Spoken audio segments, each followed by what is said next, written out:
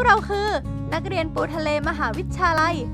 การเรียนของเราเป็นยังไงนะหรอเราตื่นกันตั้งแต่ตี 4:30เพื่อไปทำวัดเช้าที่วัดหลังจากนั้นเราก็ทำหน้าที่ของเราต่อด้วยตักบาตรมื้อเช้าก็กินข้าวก้นบาตรเป็นลูกศิษย์หลวงพ่อ9 โมงเคารพธงชาติแล้วก็ไปเรียนในภาคเช้าจากนั้นก็พักเที่ยงต่อด้วยเรียนคาบบ่ายจนถึงบ่าย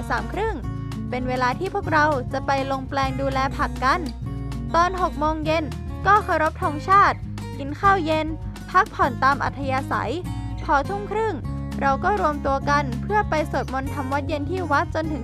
20:30และเข้าหอปิดไฟนอนส่วนวิธีการเรียนของเราคือการเรียนแบบ SBL หรือ Situation Based Learning เป็นการเรียนแบบบูรณาการเรียนรู้จากสิ่งที่เกิดขึ้นจริงๆอย่างเช่นครูแป้งมาสอนวิชาคณิตศาสตร์และวิทยาศาสตร์ให้กับเราผ่านการทำน้ำยาอเนกประสงค์ลุงหนานสอนเราทำนาอินทรีย์และพ่อแม่ของพวกเราก็ยังมาสอนทำขนมทำอาหารกินกันนอกจากนี้เรายังมีการออกไปเรียนรู้นอกสถานที่กันอีกด้วยเช่นที่บ้านหินโง่นจังหวัดเพชรบูรณ์เราได้ไปเรียนรู้การขุดนาข้ามบันไดบนภูเขาสูงเพื่อเก็บน้ำและฟื้นฟูดินที่เต็มไปด้วยสารเคมีจากการทำเกษตรเชิงเดี่ยวแล้วยังไปร่วมงานพลังคนสร้างสรรค์โลกรวมพลังตามรอยพ่อของแผ่นดินปี 4งานนี้เราได้ไปร่วมสร้างศูนย์การเรียนรู้เศรษฐกิจพอเพียงที่ห้วยกระแทกจังหวัดลพบุรีแล้วเรายังมีการประชุมสภานักเรียนกันก่อนปิดเทอมของทุกๆเทอมอีกด้วยโดยมีนักเรียนพี่เลี้ยงคุณครูผู้ปกครองและพระเข้าร่วม มาดูบรรยากาศการประชุมของเรากันที่จะให้ลูกหลานเราเรียนในสิ่งที่เราต้องการนี่สำคัญเลยครับเรียนในสิ่งที่ผู้ปกครองต้องการเมื่อพวกเราได้ออกไปเรียนรู้นอกสถานที่ก็จะต้องออกมานำเสนอในสิ่งที่ได้จากการไปในครั้งนั้นนัดกับไมค์ได้ไปเรียนที่โคโนฮาน่าแฟมิลี่ประเทศญี่ปุ่นเป็นเวลา3 เดือนก็ที่ได้ไปที่ญี่ปุ่นนะคะก็ได้ไปเรียนรู้การใช้ชีวิตของพวกเขาค่ะเพราะว่าคนที่นู่นคือแบบระเบียบเขาเป๊ะมากแล้วเขาตรงต่อเวลามากเขาพึ่งพาตัวเองได้จริงๆเขาไม่ต้องซื้ออะไรเลยค่ะผักเขาปลูกเองก็เขาปลูกเองเขาก็แปรรูปของเขาเองด้วยซอสอะไรอย่างเงี้ยเขาทำเองหมดเลยเป็นทีมงานจัดค่ายกล้าท้าเปลี่ยนตอนบุกชุมพรที่บ้านลุงกำนันเควสจังหวัดชุมพรกล้าท้าเปลี่ยนตอนบุกชุมพรโดยไปช่วยกันจัดค่ายให้กับนักศึกษาของ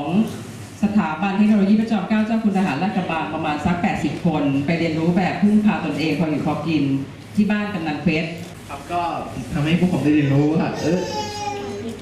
เราต้องมีการจัดการระบบน้ำเป็นของตัวเองครับเพราะว่าน้ำเนี่ยปัจจุบันมันเริ่มไม่มีใช้คือลุงเพชรเห็นเด็กปูใช้จอบยังไม่เป็นครับคือใช้ในที่นี้คือแบบยังออกแรงยังปรับองศาของแขนแล้วยังไม่ถูกกดแป๊บเดียวตึ๊กไม่กี่ตึ๊กก็เหนื่อยแล้วลุงเพชรก็เลยให้เทคนิคในการเลือกจอบที่เหมาะกับตัวเองครับผมก็เป็นอีกหนึ่งอย่างที่ทำให้พวกผมมีทักษะหรือสกิลในการได้ขุดดินมากขึ้นเหมือนเรามีของอย่างหนึ่งเนี่ยเราจะทำให้มันมีคุณค่าให้สูงที่สุดยังไงอย่างเช่นแล้วก็การประยุกต์เข้ากับพื้นที่ของตัวเองเนี่ยได้มาจากบ้านลุงเพชรคือการใช้เอาชีวิตรอดครับคือลุงเพชรก็ได้ปล่อยให้พวกผมหากับข้าวกินเองครับก็ไม่ได้มีการไปหาผักที่อยู่ตามสวนลุงเพชรแล้วก็ที่บ้านลุงกำนันเพชรเป็นวิถีชีวิตจริงๆเลยค่ะเหมือนอยากกินปลาก็ตกปลากินได้เลยได้ไปเรียนเรื่องการเชือดไก่ครับแต่คือเหมือนที่ว่าตัวเองมันยังใช้ไม่ถึงพอมือไม้สั่นไก่ก็เลยทำการเรียกว่าทำบุญปล่อยไก่ถือว่าเป็นการเรียนรู้ชนิดหนึ่งเวลาที่เราเกิดภัยพิบัติแล้วเกิดหลงทางในป่าเราก็จะได้รู้ว่าในป่านั้นมีอะไรกินบ้างอะไรมาเนี่ยครับ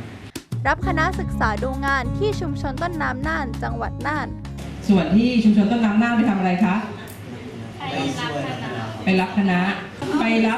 มือนกันคณะอบรมนะคะของกระทรวงเกษตรและสหกรณ์สำหรับที่เราขึ้นไปชลนครั้งนี้เราก็ได้ไปดูพื้นที่ที่พระคุณทำครับการจัดการระบบต่างๆการจัดการระบบน้ำการจัดการเรื่องโซลาร์เซลล์การใช้พลังงานที่นั่นครับเรียนรู้เรื่องพลังงานครับพลังงานโซลาร์เซลล์คือบางคืนไฟหมดครับนอนร้อนกันทั้งคืนเลยครับ